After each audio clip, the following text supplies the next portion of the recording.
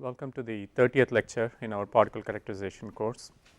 In the last lecture, we started discussing nanoparticles, and in particular there are three aspects of nanoparticles that we need to be concerned about: the synthesis, dispersion and characterization of nanoparticles.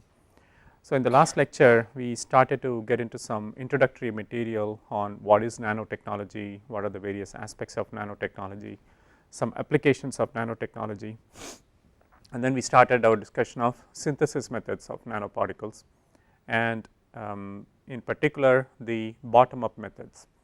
Essentially nanoparticle synthesis methods can be classified as bottom up and top down. The bottom up approaches require that we take precursors that are essentially in atomic form and assemble them together to form a nano dimensional material, and that is the definition of bottom up, whereas in the case of top down we start with materials that are of micron scale and fragment them down to nano dimensions. So, in terms of bottom up nanoparticle synthesis methods, we again subclassified them based on the nature of the precursors, and we discussed several methods where the precursor is in the form of a solid which must be vaporized to generate the vapor, which can then be crystallized to form solid particles. Now, later we also started discussing applications where the precursors are in the form of liquid droplets or vapors. So, we will continue that discussion in this class.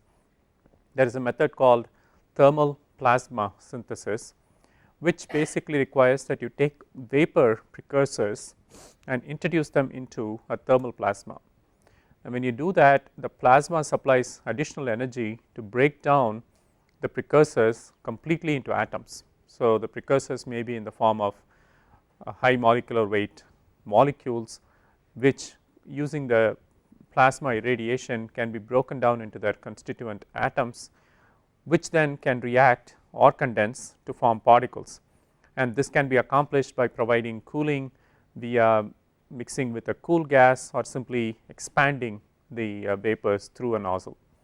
This method is used quite widely for the production of silicon carbide and titanium carbide for nanophase hot coatings. Another technique is flame synthesis.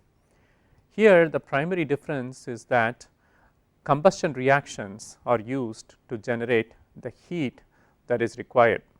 So, particle synthesis here occurs literally within a flame. The flame is used to generate the energy or the heat that is required to drive the reaction to completion. It is a very successful commercial process. In fact, there are millions of tons per year of carbon black and metal oxides being produced using this method. The drawback to this method is that combustion is not an easy process to control. So, it is a complex process, but widely used for making oxides, and recently we have been able to make various types of oxide nanoparticles as well as sintered agglomerates. In terms of control, it has been found that if you can apply a DC field to the flame, that can actually stabilize the combustion reaction and produce a more tightly controlled particle size distribution. Flame spray pyrolysis is a combination of two methods that we have discussed earlier: flame pyrolysis and spray pyrolysis. Here the liquid is sprayed directly into the flame. So, the liquid precursors are injected into the flame. The advantage of this method is that you can use low vapor pressure precursors, because the combustion process will supply sufficient heat to vaporize even low vapor pressure precursor materials, and this is applied to synthesis of silica particles. Low temperature reactive synthesis is the name given to nanoparticle synthesis methods that do not employ high temperatures. Now, in most of the methods that we talked about earlier, energy is being supplied in the form of heat, and therefore, there is some limitations to such methods. If you are trying to make materials that are not compatible with high temperatures, then you can actually wind up damaging or changing the composition of the material that you are manufacturing. Here we try to bring vapor phase precursors to react without adding heat and without producing heat. For example, zinc selenium nanoparticles can be made from dimethyl zinc, trimethylamine and hydrogen selenide using this technique. All we do here is provide intimate mixing. Essentially we use a counterflow jet reactor that is kept at room temperature, but it provides very intimate mixing of the reactants. The heat of reaction itself is sufficient to allow particles to crystallize. So it is a very energy efficient process because it can be run at room temperature without external addition of heat, and the fact that there is no heat generation also means that it can be essentially done in simple equipment designs where you do not have to worry about heat generation and heat dissipation and so on. Another method that has been widely used in the bottom up side of manufacturing nanoparticles is sonochemical nanosynthesis. Ultrasound is an interesting technique in the sense that it can be used to synthesize nanoparticles both from the bottom up approach as well as top down approach. Later we will see how ultrasound can be used to make nanoparticles in a top down kind of application, but when we apply an acoustic field to a liquid, instantaneously extremely high temperatures and pressures can be realized within the liquid as cavitation happens. So essentially when you apply an oscillating acoustic field, you start forming bubbles in the liquid which collapse, and as they do they release high amounts of energy. And according to the hotspot theory, as bubbles implode, temperatures of the order of 5000 to 25,000 Kelvin can be realized for a few nanoseconds, which is followed by very rapid cooling.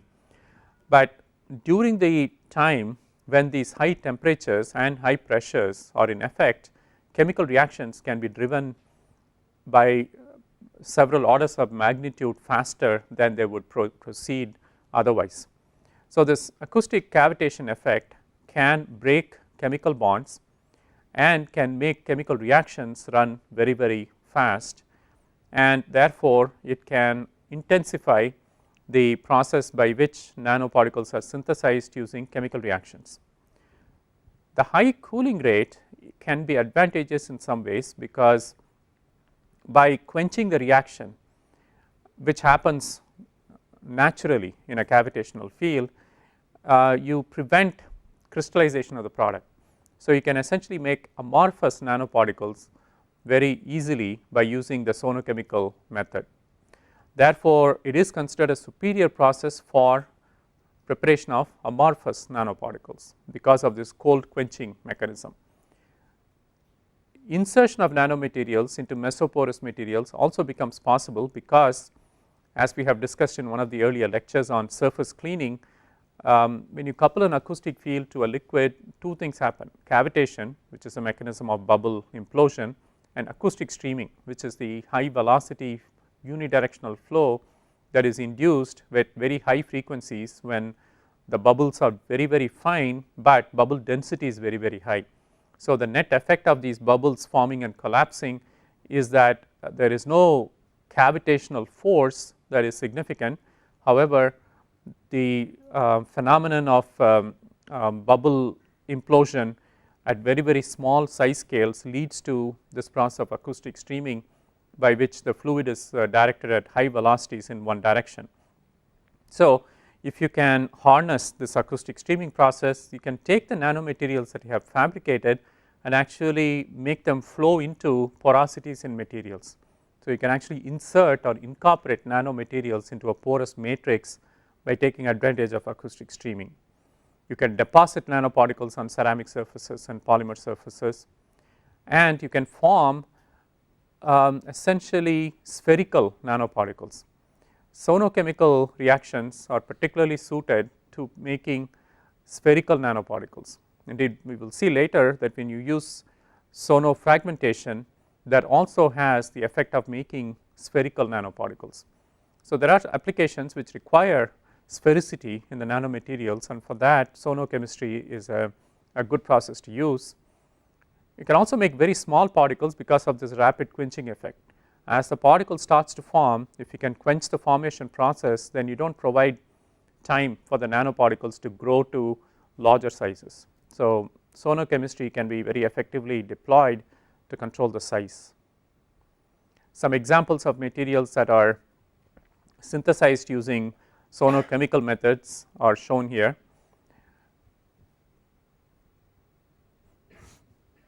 And other materials are listed here. So, there is a huge variety of materials and compounds that are commercially manufactured using sonochemical nanosynthesis techniques. Now, moving over to the from bottom up to top down methods of nanoparticle synthesis, size reduction is the primary mechanism by which we can make nanoparticles starting from larger sized particulate material. Crushers, grinders, ultrafine grinders, cutting machines, you are familiar with all of these tools from your courses and labs in industrial processing, mechanical operations. They can actually be used quite effectively to do size reduction. However, reaching nano dimensions is very difficult with many of these machines. Crushers, grinders are only good for reducing particle size from say millimeters down to possibly tens or hundreds of microns. A ball mill as well as ultrafine grinders are effective in making particles down to roughly 10 microns. But when you try to get the size below 10 microns to 1 micron or less, there is a huge energy penalty. Some of these size reduction techniques do not work very well, and that has somewhat limited their application to synthesis of nanoparticles. A ball mill, which I am sure everyone is familiar with, is basically a cylindrical shell that slowly turns about a horizontal axis. It is filled to about half the volume with the solid grinding medium, and essentially as it rotates, the balls that are in the grinding chamber reach a maximum height and then drop, and as they do, the impact on the material being size reduced and break it to a smaller size. The advantage of a ball mill is that it can be operated in continuous mode or batch mode. Size reduction happens by a simple impaction process. If you look at the forces acting inside a ball mill, you have centrifugal force, which is lifting particles along the sides, and gravity force, which then causes the ball to drop on the feed and crush it. And you can establish a critical speed of the ball mill NC, which is related to the acceleration due to gravity, the radius of the shell, and the radius of a ball. You want to keep the actual operating speed of the ball mill to no more than 75 to 80% of the critical speed. Otherwise, essentially all the balls will become entrained and just keep following the circumferential motion of the grinding chamber rather than dropping on the material to be crushed. So, this is a schematic of how the inside of the grinding chamber looks. The yellow popcorn like things are the material that are being crushed, and the spherical balls are the grinding media. The ball mill is the workhorse in industry as far as fine grinding is concerned. Applications are limited by high power requirement and low efficiency. I am sure you all recall the lab experiments you have done, which demonstrate that as the effective particle size decreases, you have to keep supplying more and more energy to produce new surface area. So, it is essentially a self-limiting process. As the surface becomes finer, it becomes more and more difficult to reduce its size further. However, it is widely used in many mineral processing industries, cement industry, in coal processing, and so on. Here are some examples of industrial ball mills. You can see the scale of the equipment. These are huge chambers that are used to make thousands of tons of material on a weekly basis. So, it is difficult to think of these machines in the context of nanotechnology, where our production rates are much more modest. And so, many of these industrial ball mills really do not lend themselves to making nanoparticles. However, more recently there have been advances in ball milling technology, in particular the high energy ball mill, which is an improvement over the conventional ball mill in the sense that it is a more controlled operating environment. So, you can actually control the temperature inside the milling chamber, you can control the pressure, you can even control the chemistry of the ball milling chamber in order to produce product that you need. This is again a schematic of how a high energy ball mill might look. Essentially the mechanism remains the same, you are still taking material to be size reduced, putting it in a chamber and allowing the grinding media to impact on the material with some force which causes a size reduction to happen. However, in this example you can see that the inside of the chamber is filled with argon, an inert material, to prevent oxidation. So, for example, if you have aluminum or copper that you are trying to produce, if you do this in the ambient environment, air itself is sufficient to cause aluminum and copper to oxidize. So, if you want to make sure that you synthesize the metal nanoparticle without any oxide being taken up, then you have to provide an inert environment. This table shows the differences between ball milling and high energy ball milling. One of the key differences is in a high energy ball mill, you run the mill for much longer.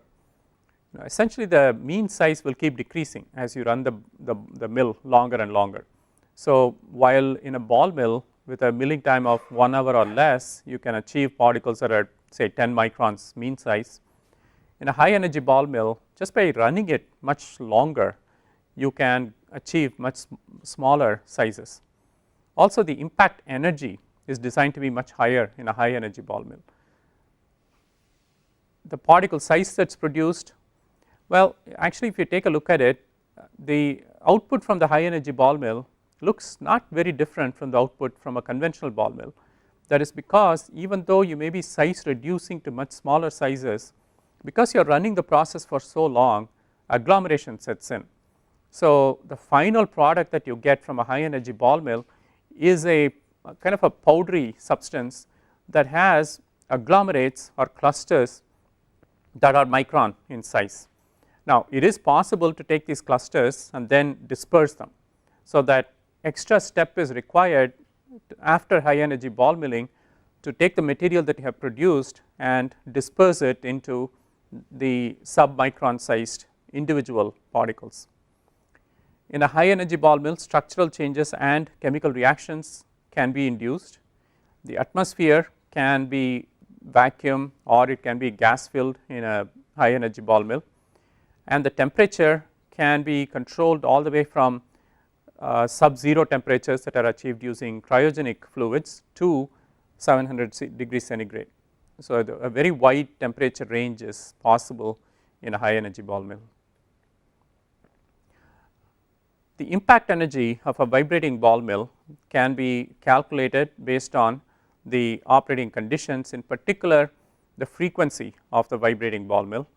The vibrating ball mill is an alternative to the impact ball mill where the balls drop by the force of gravity, and it is another method for making fine particles from coarser feed. However, vibrating ball mills are not widely used in industry compared to the impact based ball mills that are more conventionally used. Now, why is there a size limit in mechanical grinding? There are really two reasons. One is that as the size decreases, particles become monocrystalline in nature, and as they do, the energy requirement to break the particle keeps increasing. So, essentially the particle itself becomes more and more unbreakable as it gets smaller. In addition, agglomeration begins to happen. Welding of small particles into clusters begins to happen, and again the longer you run it, the stronger are these interparticle cohesive forces, and essentially sintering begins to happen after some period of time, and these clusters that form over long period of operation can be very, very difficult to break down into their component materials. Extended milling also leads to amorphization. This is shown here in a series of graphs that are taken at various time intervals ranging from 23 hours to 73 hours to 165 hours, and you can see that what started out as very crystalline material where the structure can be easily identified soon reaches an amorphous form where it is very difficult to really identify the shape of the individual particles. Essentially you get an amorphous powder which if you were to test it using X-ray diffraction would basically tell you that it is a highly non-crystalline material. So one of the problems with extended time high energy ball milling to make nanoparticles is that it is very difficult to get crystalline materials using this process. There is over time an amorphization that happens which is very difficult to avoid. Here is TEM pictures of titanium nitride nanoparticles that are produced by high energy ball milling, and here you can see the clustering that is happening. This is a good example of characterization of nanoparticles using tunneling electron microscopy. You can see that the resolution is fantastic. You can actually see particles that are nanometers in size, and you can actually resolve particles that are nearby which are about a nanometer apart. So the primary advantage of the TEM over scanning electron microscopy is its ability to sensitively detect as well as resolve particles that are in the nano size range, and the clustering is very apparent in this picture. Now these are examples of metal oxide nanoparticles that are produced by milling of various powders, titanium, iron, zirconium in an oxygen environment. Again, this is done in a high energy ball mill where the interior of the mill can be made to be oxygen rich, and what you produce is nano titania, nano FeXOY and nano ZrOY. And here again when you look at the TEM picture at the bottom, you can see the extent of clustering that is happening. Clearly nanoparticles are being produced, but by the time you take them out of the mill they have essentially clustered into an agglomerate that is of the order of several hundred nanometers in dimension. So they have to be broken up somehow before you can employ them for further processing. So there is this process that is labeled as mechanothermal process, which involves a two-stage procedure. In step 1 you use high energy ball milling to produce a structure that is a nucleate structure. Step 2 is to then produce a controlled thermal annealing process which leads to growth. Now thermal annealing is essentially taking a nanomaterial that you have produced and exposing it to high temperatures in a controlled manner in order to obtain a certain structure and size that you are interested in. Typically thermal annealing is done to get a more sintered, a harder structure compared to the amorphous structure that a high energy ball mill would normally produce. So if you want to take the output from a high energy ball mill and give it more of a crystalline structure, then thermal annealing is a process that is highly recommended. These are examples of nanotubes that are produced by ball milling. Here you can see that ball milling has been able to produce the precursors for nanotubes. So the nucleation structures are there. There are pentagons, micropores as well as the nano sized metal particles, and you can see that carbon is being incorporated as the source of carbon atoms. Now when you look at this process that combines mechanical milling and thermal annealing, it is actually difficult to decide whether you should label it as a top down process or a bottom up process, because the mechanical milling itself is a top down process obviously, but thermal annealing is where you are essentially taking loose fragments that you have generated by the mechanical milling and bonding them together to produce a crystalline structure. So it is kind of a combination of top down and bottom up methodologies, just like the liquid gel technique was that we talked about earlier. So here is some output from this combined process.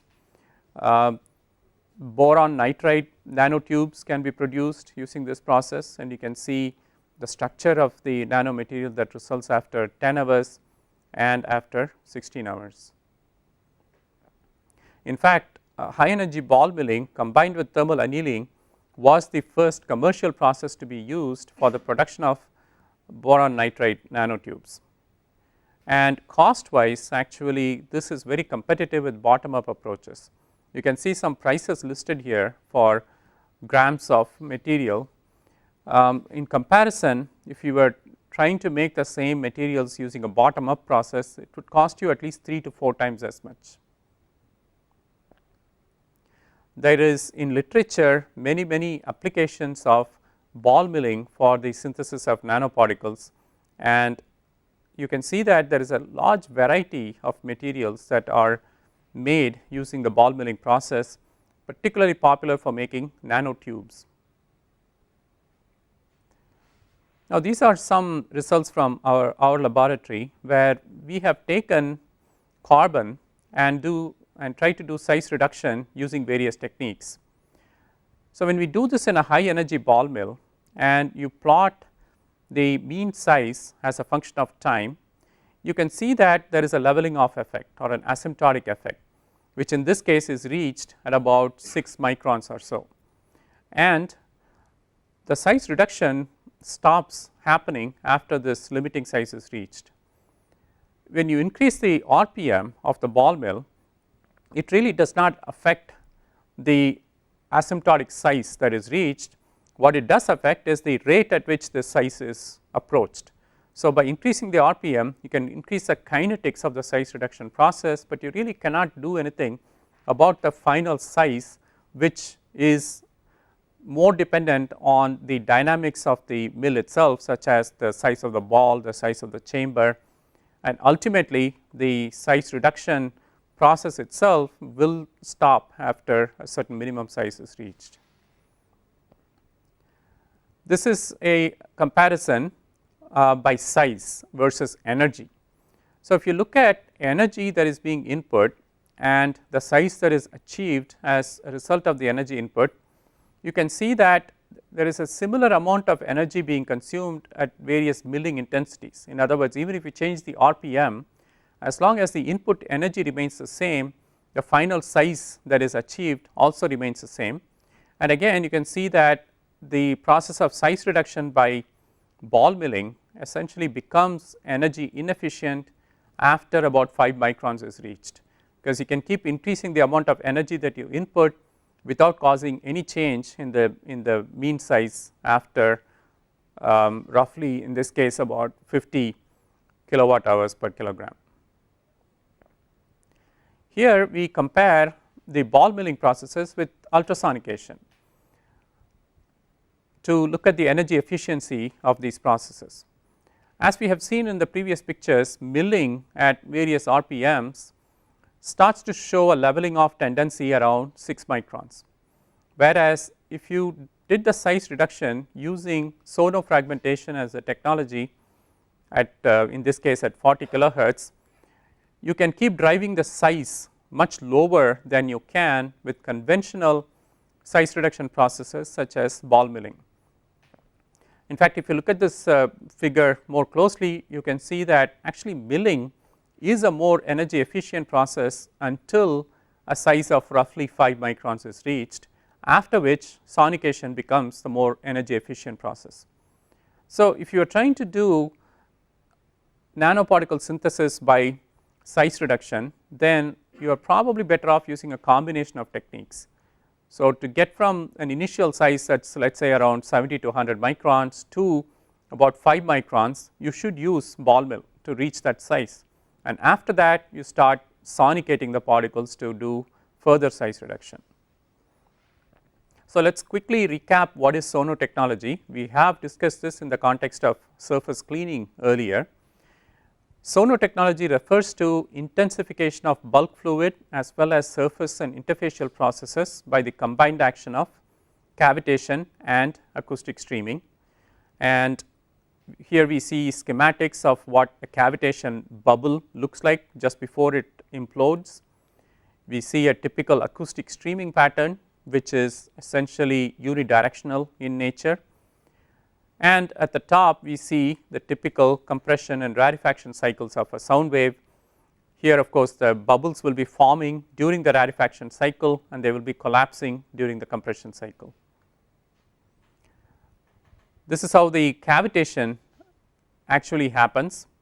There is a bubble growth which leads to a maximum bubble size, at which point the bubbles collapse in the compression cycle and releases energy as a shock wave that propagates through the liquid medium and either impacts on particles that are suspended in the liquid or it impacts on a surface that the liquid is adjacent to, and the energy that is transferred due to this shock wave impaction causes physical changes or chemical changes to happen, and then this cycle keeps repeating itself as new bubbles form and implode.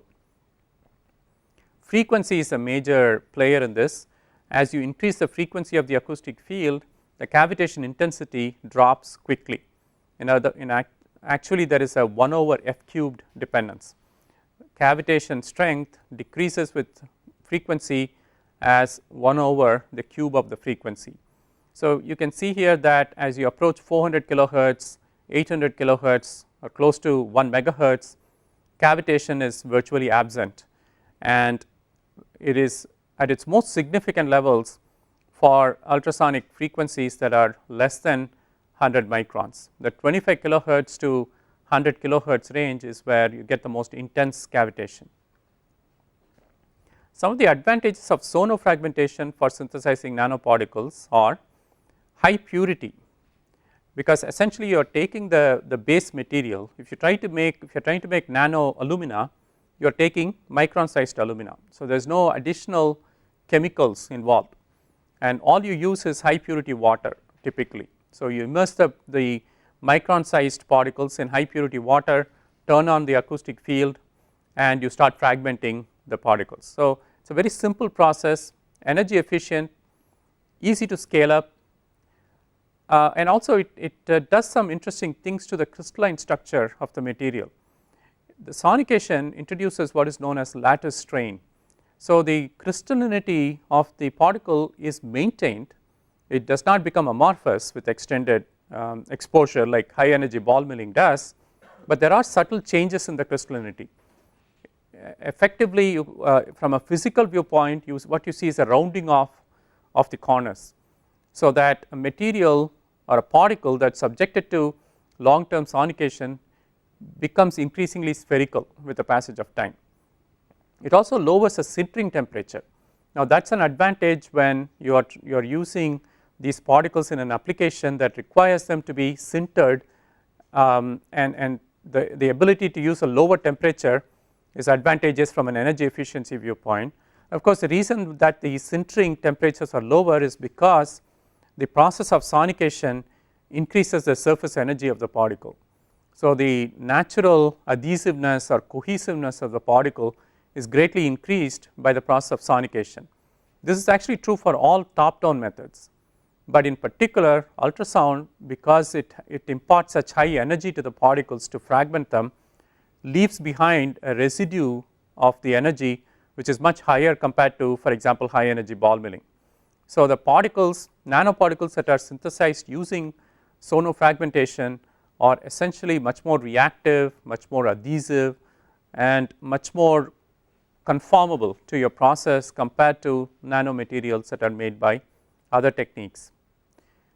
Here are some examples of particles that are produced using sonofragmentation, and again from a particle characterization viewpoint, what you see here are data that are produced using a particle size analyzer.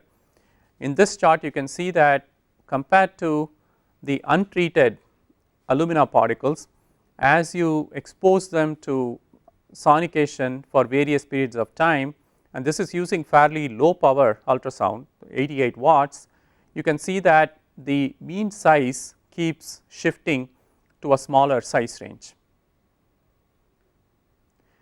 This is an illustration of a silica particle or silica powder that has been exposed to ultrasound, and you can see here that a very characteristic bimodal distribution develops over time, and here again what you see is a reduction in the mean size of particles and also an increase in the volume fraction of particles in the finer size range.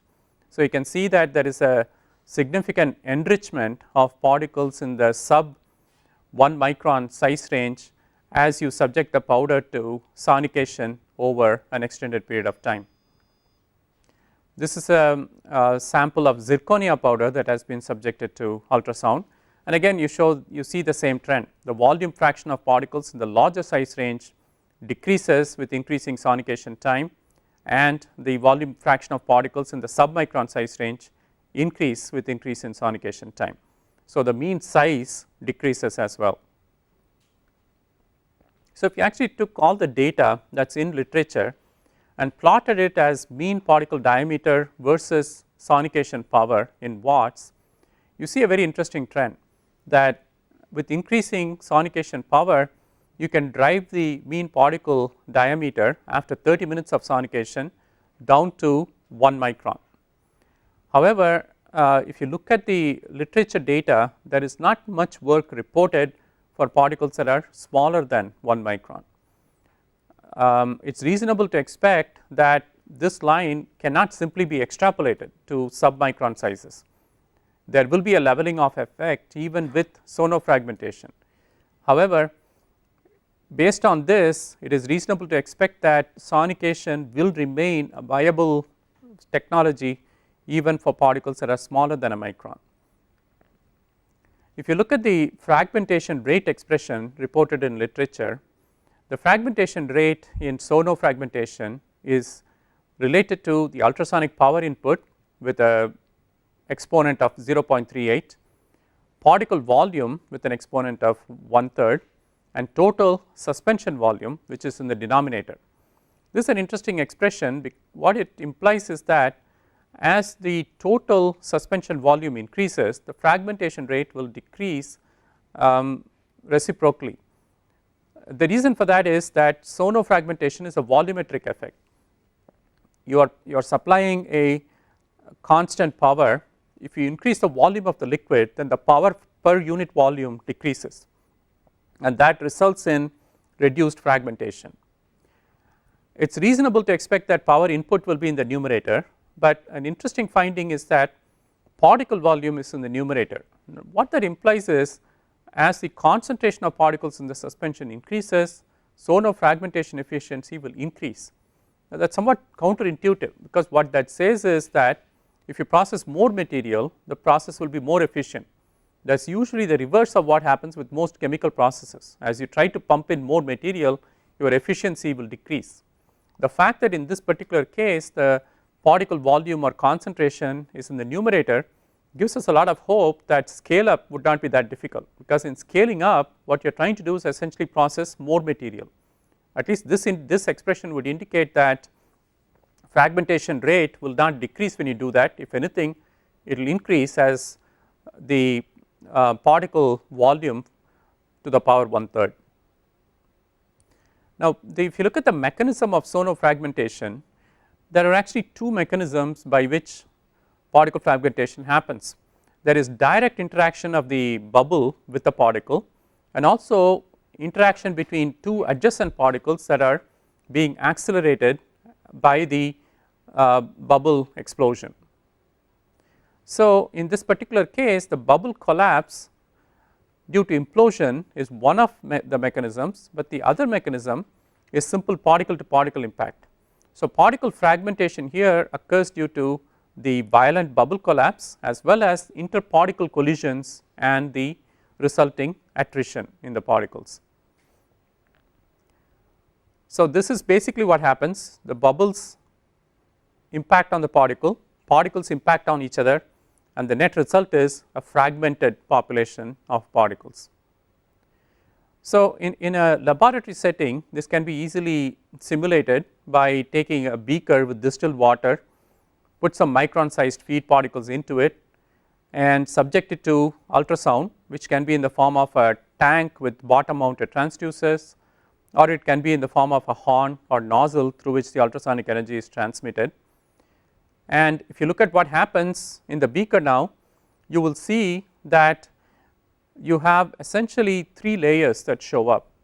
the bottommost layer will contain the unfragmented particles, mostly the feed particles that have escaped the process of sonofragmentation. The topmost layer will show the fragmented particles that have been reduced from micron size to nano size because of the sonofragmentation mechanism. And then there will be a middle layer which is a mix of both.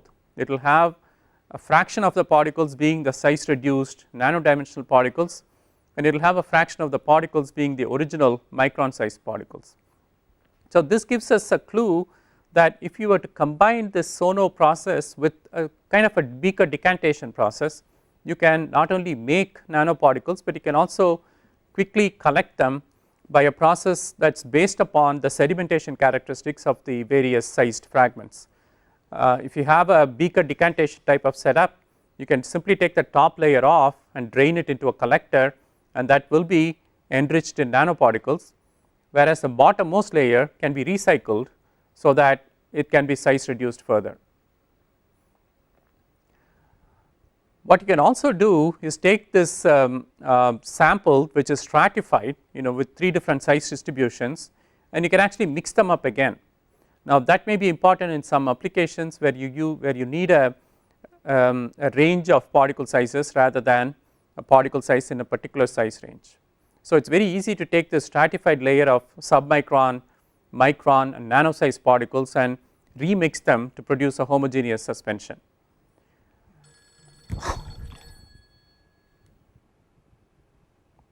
So in this particular case, it's possible to take particles that have been produced by sono blending, as this is called, and essentially make a uniform composition of nano sized, submicron sized and micron sized particles, which can then be used to make composites.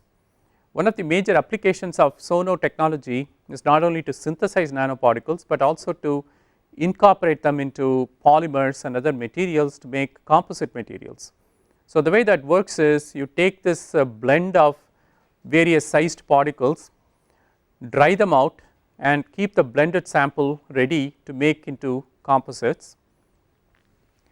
The polymer precursor itself has to be prepared by dissolving it in a solvent,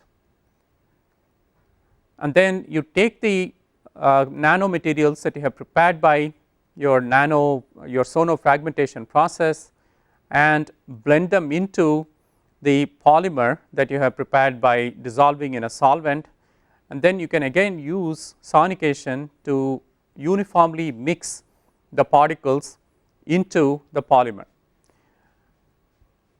And the polymer matrix that you have prepared in this fashion will essentially look like this. You will have the polymer material within which the nanoparticles are incorporated. Now there are 2 important things here. The particles should be non-agglomerated, so they should be dispersed very well. They should also be distributed. We will see later on when we talk about nanoparticle dispersion that these are 2 different characteristics, dispersion and distribution. They are both very important in preparing a high quality polymer composite material. The strength of these nanocomposites can also be tested by subjecting them to cavitation erosion. For example, you can take this composite material that you have prepared and expose it to an ultrasonic field and look for weight loss, and as the material becomes stronger, there will be less weight loss due to cavitation erosion. So ultrasonic processing can be used very effectively to synthesize nanoparticles, to prepare nanocomposites, and also to test the cavitation resistance or strength of the nanocomposites.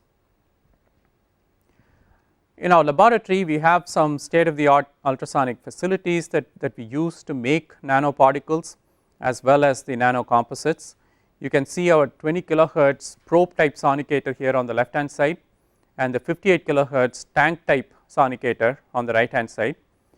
On the right hand side picture, if you look down on the water, you can see that the ultrasonic field is very uniform over the entire surface. That is in fact the primary advantage of the tank type sonofragmentation process, that you produce very uniform cavitation patterns over the entire liquid, whereas in the probe type sonicator the acoustic field is highly localized. So you get very high intensities in the immediate vicinity of the probe, but as you move farther away from the probe the energy intensity drops off very rapidly. Some of the analyzers that are used for testing particle compositions and sizes and counts are shown here. The left hand side top picture shows a turbidimeter. You may recall that we discussed this in the context of measuring particle concentrations in suspensions. Turbidity is a measure of the total scattering intensity of particles in suspension.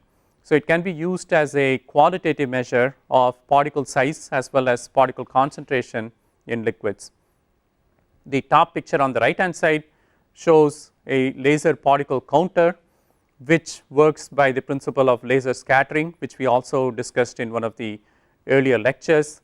This particular laser particle counter can count particles in liquids down to 1 micron, and at the bottom you have a particle size analyzer which works by the principle of acoustic attenuation spectroscopy, which we also discussed earlier in one of the lectures. So these are the three instruments that are very widely used in our laboratory as well as many other laboratories to characterize particle sizes and particle counts in liquid suspensions. The data that we will be reviewing here are taken from one or the other of these instruments. So here we see what happens to feed particles of alumina that are subjected to sonofragmentation. So the feed size that is shown on the left hand side graph is 74 to 80 microns. When you expose it to 20 kilohertz ultrasonics at 500 watts for 30 minutes, you can see that there is a substantial reduction in size, and the particle mean size is now close to 1 micron, and you can see that a substantial fraction of the particles are less than a micron. So even a fairly short duration sonication is sufficient to make a sizable number of submicron particles. Another indicator of size reduction is the color change. You will find that for the same material, in this case white fused alumina, which is being size reduced, the color of the suspension changes as particle size decreases, which actually gives us an idea that if you can monitor the turbidity or the color of the suspension quantitatively, that can actually be used to track size reduction without having to use more sophisticated techniques such as a particle size analyzer. So the graph shows sonication time in minutes, and on the left hand side vertical axis we see the particle size that results after sonofragmentation, and you can see that that decreases to a very low value.